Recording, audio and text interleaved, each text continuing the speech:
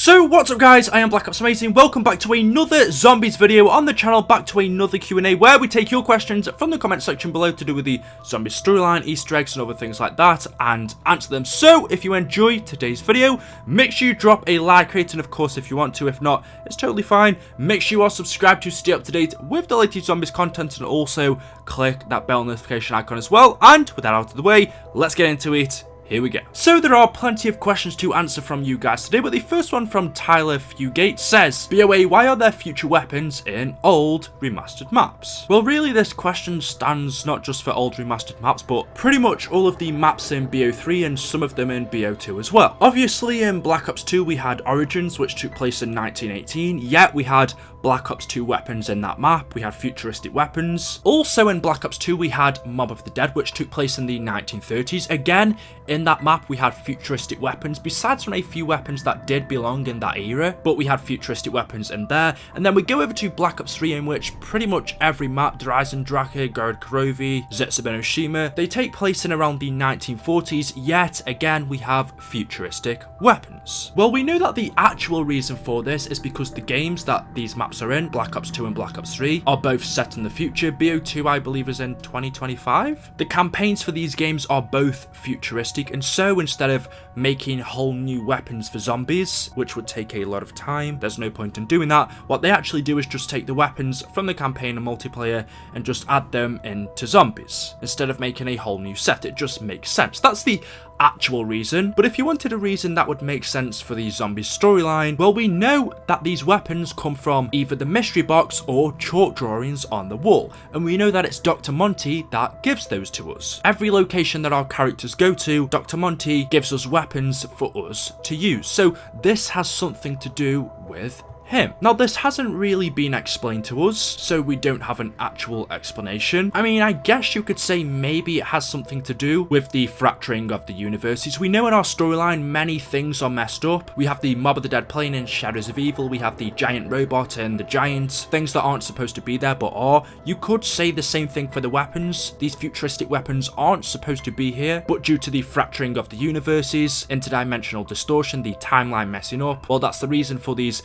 futuristic weapons coming here. They aren't supposed to be here, but because of universes colliding, well, they are. You could say that, of course that'd be just a guess, we don't know for sure, but what we do know is it definitely has something to do with Monty, and well, you could just say it's just Monty bringing futuristic weapons from the future for us to use because they are better, I suppose? I don't know, I really wish I could give you a better answer on that, but that's pretty much all we have. Yusef0515 says, hey BOA, how did all of the prisoners turn into zombies in Mob of the Dead? So we can see in the Mob of the Dead intro cutscene, we have Stanley Ferguson, who is the guard at Alcatraz, making sure everyone is in their cells. All of the prisoners are locked away, including Finn, Billy, Sal and Al. But then as we see not too long after, Al breaks out, he stabs and kills Stanley, he gives them all weapons that belong to the Warden's private collection, and then Stanley resurrects into a zombie. They kill Stanley, but after doing that, all of the other prisoners then turn into zombies. So your question is,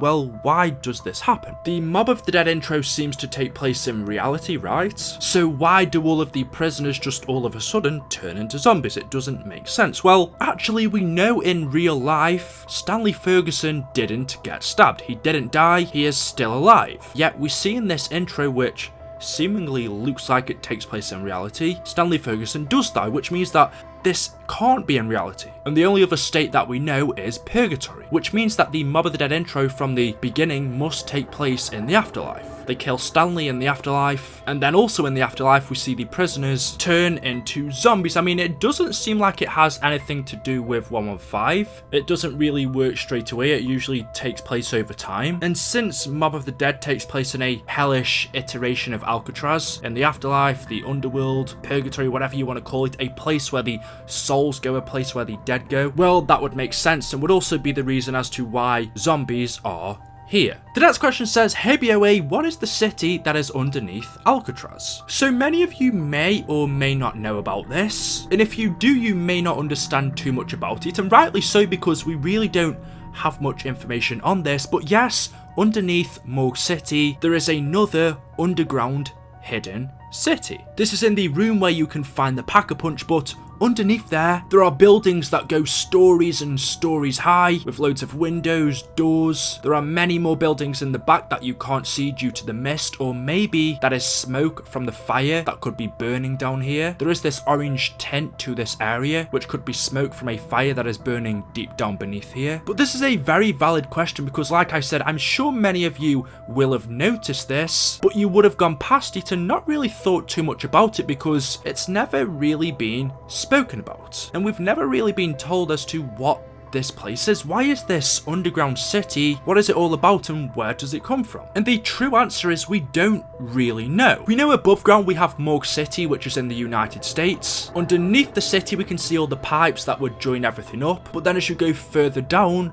the ground is all cracked and there is this hidden underground city that is just here. And as I said, we haven't been told why. We do know in Shadows of Evil there was a radio message from the reporter to Mr. Rapt. By the way, we know Mr. Rapt was the Shadow Man, but the reporter had been going around Morgue City and asking people about the life in the city, what had been going down. He said that he went to someone that worked at a market. He was acting a little crazy, but he spoke to the reporter and he told him about a dark force that had cast its shadow over Morgue City, about how good and evil were battling at its doorsteps, and that the only thing holding back the forces from the apocalypse was the ancient order of the Keepers. He told the reporter that he'd heard rumours about this ancient order and the Keepers, and he said that he thinks it's some kind of cult. He said they say you can hear them chanting sometimes from beneath the city. There's all these rumours about human sacrifices and freaky shit that even the police won't investigate. So from this we learn that this random guy that works at this market has heard that this ancient order of the Keepers has been protecting Morgue City from the apothecans. Well, we know that was true, but then he also says that he thinks this ancient order is some kind of cult and that you can hear them sometimes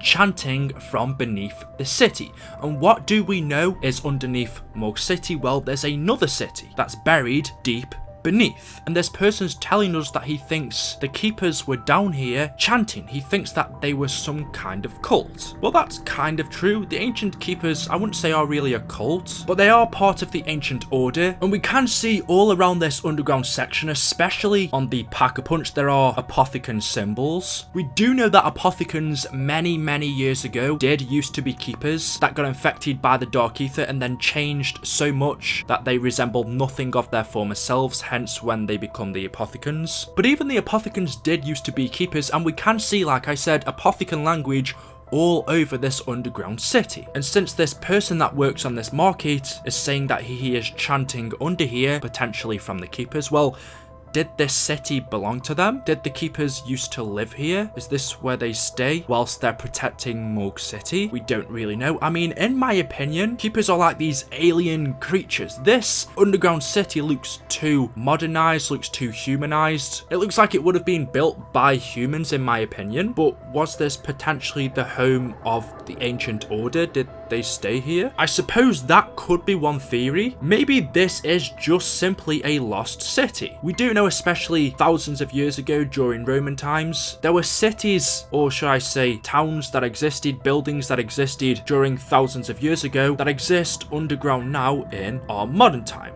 There are buildings from the Roman times that are now underground in our modern times. I'm not too sure why this is and how this works. I believe they're just old ancient cities that got built over. Obviously over thousands, millions of years. The land rises, for example, if you dug down far enough, you could find soil that people would have walked on thousands of years ago. I don't really know how that stuff works, but it could be the same for this. Maybe this is just a city that existed thousands of years ago, and eventually over time it was just forgotten about and built over with this new Morgue City. This could just be a secret underground forgotten city that belonged to an ancient civilization. That could be another reason, but that's all of the information we have on it, which makes it so interesting. I like the fact in Zombies that there are still so many things that haven't been explained. There are a lot of things that have been explained now, thanks to the Chronorium, but there are still so many things that we don't know about, which I like. I like the mystery in Zombies, so it's the fact that they haven't told us everything, which still keeps that thing about it, and this is definitely one of those really big things that was never explained. They just randomly put it into the game. Obviously, to us it's random. I'm sure Treyarch have an actual reason behind it that they haven't told us. Whether they ever will, I don't know, but that's a really interesting subject to talk about. So anyway guys, there we go. That is all I have for you for today's video. As always, hopefully you have enjoyed. If you have, you know what to do, drop a like rating. I am going to be giving away some beta codes for Black Ops 4 as soon as they come, and I'll be giving those away on Twitter, so if you want to get your hands on them, make sure you follow me on Twitter. It is at BlackOpsAmazing, or the link will be down in the description below. Anyway guys, thank you for watching. Make sure you are subscribed, leave your questions in the comment section below, and I will see you in the next video. Until then, goodbye.